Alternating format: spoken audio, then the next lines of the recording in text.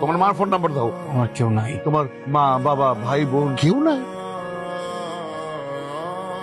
সংসারটা করি। কিসের সংসার? আমি আপনার বলছি আমি সংসার করবো, আমি আপনার বলছি আমি আপনার বিয়া করবো। আমি এই সংসার মানি না।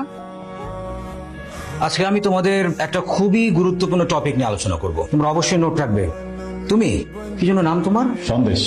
সাইলেন্ট সন্দেশ, খুবই সুন্দর নাম। তুমি তোমার ফ্যামিলির অনেক আদরের, তাই না? একদম। কে কে আছে তোমার ফ্যামিলিতে? তো ফ্যামিলিতে বাবা আছেন, আমি দুজন। রসগোল্লা নাই? আহা, বাবার ডায়াবেটিস তো রসগোল্লা খাওয়া নিষেধ। কি করেন তোমার বাবা? তুমি বিজনেস করো। সন্দেশ, আমি তোমার পেপারস দেখেছি, তুমি গ্যাপ দিয়েছো।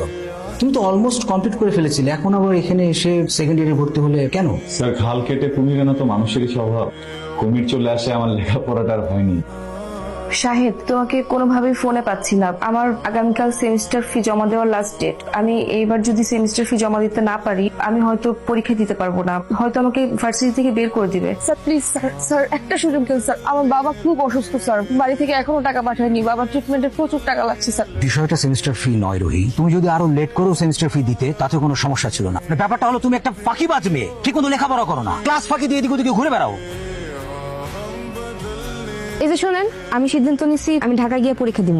ঢাকায় পরীক্ষা দিতে বগিলিগা? তুমি স্কুল করছো ওই জায়গায়, কলেজ করছো ওই জায়গায়, এখানকার ভার্সিটিতে পড়ো। না, আমি ঢাকায় পরীক্ষা দিব। ঠিক আছে, বুঝলাম। ধরো ঢাকায় তুমি গেলা, তো আমার তো কাম কষা হয়ে যায় না, তোমার দেখাশোনা করবো কে? আপনার আমি আগেই বলছিলাম আমি আমার ইচ্ছা মতো পড়াশোনা করবো। আপনি যদি না পারেন আমার তালাক দেন, আমি যাইগা। আমি তো আপনার জন্য আমার পড়াশোনা ছাড়তে পারবো না। পুরোটা আছে। পুরোটা আছে। আপনার চাকরিটা প্রায় নিশ্চিত, শুধু কনফার্মেশনের জন্য আপনাকে দরকার। আপনার কি একটু সময় হবে? হ্যাঁ হ্যাঁ, অবশ্যই। ঠিক আছে, আমি চলে আসবো। স্যার, আমার 15,000 হলেই হবে। আমি স্যারের সাথে কথা বলে আপনাকে আমি জানাচ্ছি। সন্দেশ, আমি তোমাকে এখানে দেখে খুব খুশি হয়েছি। আসলে পরিশ্রম মানুষকে কতটা সফল করে সেটা তোমাকে দেখলেই বোঝা যায়। কি নাম আপনার? রুহি। রুই, আমি কি আপনাকে চিনি? স্যার কি বলেন? আপনি না একটু আগে বললেন আমার সবকিছু ওকে আছে, আমি তো ভেবে ফেলেছি আমার জবটা হয়ে গেছে। আপনি বলেছেন আপনি বললে জবটা হয়ে যাবে, তাহলে জবটা কেন হচ্ছে না? রুহি, আমি কিন্তু আপনাকে একটু আগে আরেকটা কথা বলেছিলাম যে আমাদের এমডি সাহেব যদি আপনাকে শিওর না করেন, সেক্ষেত্রে আমরা আপনাকে শিওর করতে পারবো না, এবং আমাদের স্যার তো আপনাকে শিওর করেননি।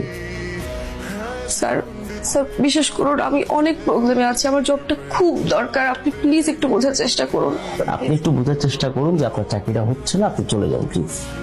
আরে sir, Ruhi please. Sir, sir আমি সরি স্যার, আমার ভুল হয়ে গেছে। আমি অন্য কারোর সাথে আপনাকে মিলিয়ে ফেলেছি, আমি আপনাকে আসলে চিনতে পারিনি স্যার। আমি এটা কখনো করবো না স্যার, আমি সরি স্যার। আমার এই জবটা খুব দরকার স্যার। আমার বাসা ভাড়া, সেমিস্টার ফি সবকিছু বাকি। আমার